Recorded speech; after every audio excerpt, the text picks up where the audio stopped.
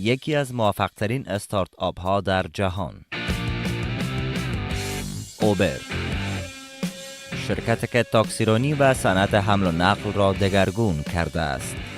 An incredible company with incredible talent. My predecessor and his team built a company that's a verb.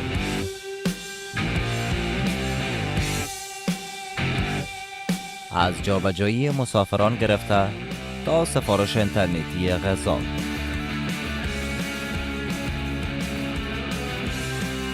شرکت اوبر که با چالش‌های بسیار مواجه بوده، حالا با مدیریت دارا خسروشاهی روح دوباره گرفته است.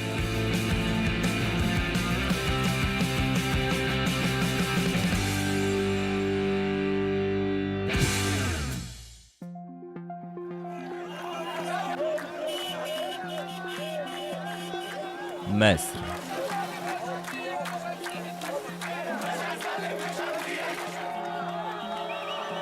برزیل، فرانسه،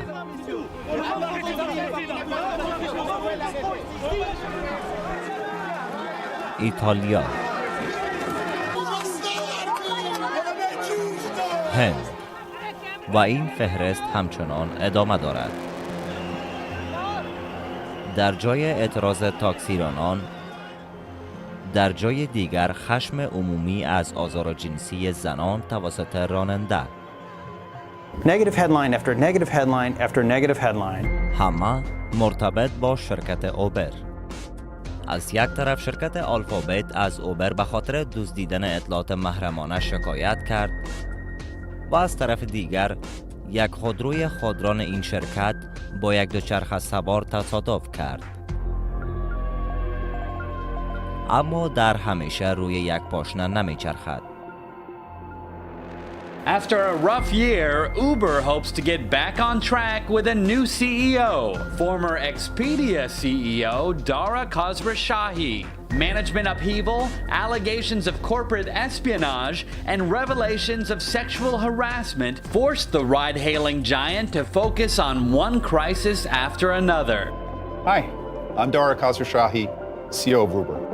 The world has changed a lot in the last year, so have we. I actually immigrated to this country in the 70s from Iran, and myself and my family were lucky enough to get out safely and incredibly lucky to have an uncle who lived in the US who opened up his doors to us to stay with him as we made the transition. And I still remember early on when I went to school, even though I knew some English, the kids spoke so quickly and it was so hard to understand and keep up with them. دارا خسروشاهی با پشتکار زیاد پله‌های ترقی را پیمود و توانسته بود اکسپدیا را با پردرآمدترین آژانس مسافرتی آنلاین آمریکا تبدیل کند.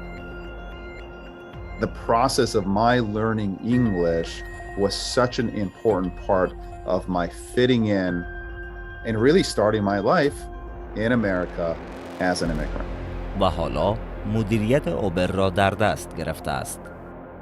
اما داستان شرکتی که در راه موفقیت با چنین چالش‌های روبرو بوده از کجا آغاز شده؟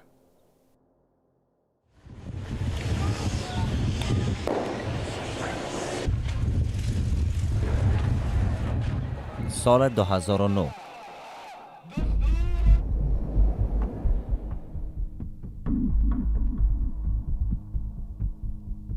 سال پورتالاتوم، رویدادهایی که در خاطره ها ماندگار شدند.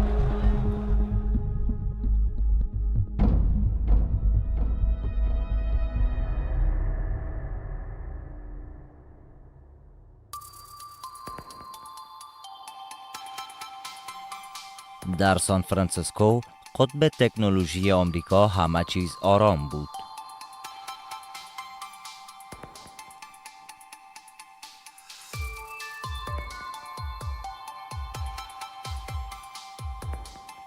در همان سال اوبر توسط 2 میلیونر به نام‌های تراویس کالانیک و گرت کمپ تأسیس شد. 2009 was pretty much prototyping it. Travis started part-time, and then Travis took over. I kind of handed the keys to him in 2010. So I was very involved the first couple of years, and the last few years I've been more of an advisor and on the board. So yeah, he took the lead in 2010. I had no idea that this was something that would happen. We started out Uber. It was for me and my co-founder and our 100 friends, and we put it up in the App Store, the iPhone App Store, and it's sort of just taken off ever since. And ایده اوبر بکر بود و مورد استقبال کاربران قرار گرفت. در سالهای نخست اوبر به سرعت در حال پیشرفت بود. تراویس و گرت توانسته بودند سفارش تاکسی را در مدت زمان کوتاه بر روی موبایل‌های هوشمند بیاورند و آنلاین کنند. we're a little under 4 years old now, and we're in 100 cities. Millions of customers using it all the time. It's pretty exciting. اپ اوبر قادر بود تا با استفاده از GPS، اپلیکیشن موقعیت‌یاب جهانی، مکان دقیق تاکسی ها را به مسافران و بالعکس نشان دهد. With Uber in 2009, it was a combination of App Store, GPS, battery life on a phone, all these different things that sort of enabled it to go together. And even a year or two before, it wouldn't have been possible. ایده و الگوی کسب و کار اوبر آنقدر سودآور بود که به فکر ارائه خدمات حمل و نقل مسافران با چرخبال افتاد. پروژه‌ای که دوام نیاورد. اما موفقیت‌های شرکت اوبر باعث شد که شرکت‌های مشابه آن در گوشه و کنار جهان شروع به کار کنند.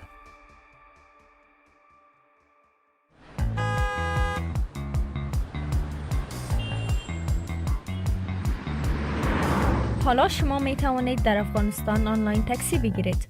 برنامه اوبر را در این یک اپلیکیشن مشابه اوبر است که در افغانستان فعالیت می‌کرد. بعد از تاییدی درخواست شما قبول می شود و موتر برای برداشتن شما می آید. ولی خدمات ما در اینجا خلاصه نمی شود. بر علاوه شما می توانید که موقعیت اپلیکیشن موفق به نام ببر که روند تاکسی گرفتن در سطح شهرهای افغانستان را کاملا متحول کرد. گذاری می شود تا هیچ فرد سوم و حتی ما بدون اجازه شما نتوانیم به موقعیتتان دسترسی پیدا کنیم. من تکسی آنلاین اوبر انتخاب می کنم. چون راحت است. ارزان است. گرچه پس از قدرت گرفتن طالبان در افغانستان به نظر می آید فعالیت این اپلیکیشن فعلا متوقف شده. اما اوبر که خود الهام بخش دیگر شرکت ها بود، در سال 2017 با مشکلات زیاد مواجه شده بود. از سوی اعتراض رانندگان اوبر که هیچ کدام به گونه رسمی کارمند این شرکت نبودند و از سوی دیگر ممنوعیت فعالیت اوبر در هند به دلیل تجاوز جنسی یک راننده آن و همین گونه هک شدن اطلاعات 57 میلیون کاربر اوبر غوغای به راه انداخت. This is bad news for Uber, and it comes on the tail of even more bad news for the company. In fact, the company's already been criticized for its reckless handling of customer data. And the fact that they refuse to tell people that tens of thousands of driver's licenses, that all this personal data was floating around outside of its control, only reinforces the impression that people have that this is a company that doesn't care about what happens to its users' data. Morning, Travis. The lawyers are blaming you for this. سرانجام تراویس کالانیک تحت فشار 5 سرمایه‌گذار عمده این شرکت استعفا کرد و جای خود را به دارا خسروشاهی داد.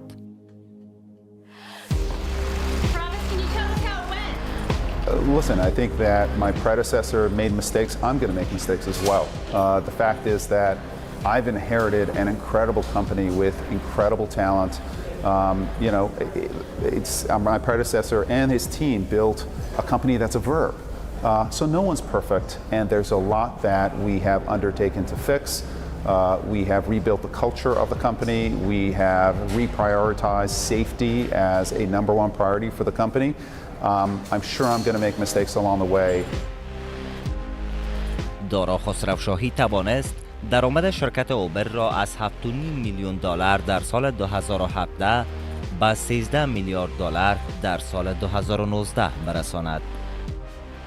The company at this point is incredibly well capitalized to keep investing, and the markets that we're going after, the transportation of people, food, freight, these markets represent $16 trillion markets that we're going after. All right, and if you look at even Uber, the ride-share business itself, when you look at our audience of the countries in which we operate, typically we are addressing no more than 2% of the population of these countries. So we think it's time to lean forward. The business itself can be quite profitable. We're confident of that. But the next 2, 3, 4 years are going to be about growth, and then we'll flip it over as the market demands.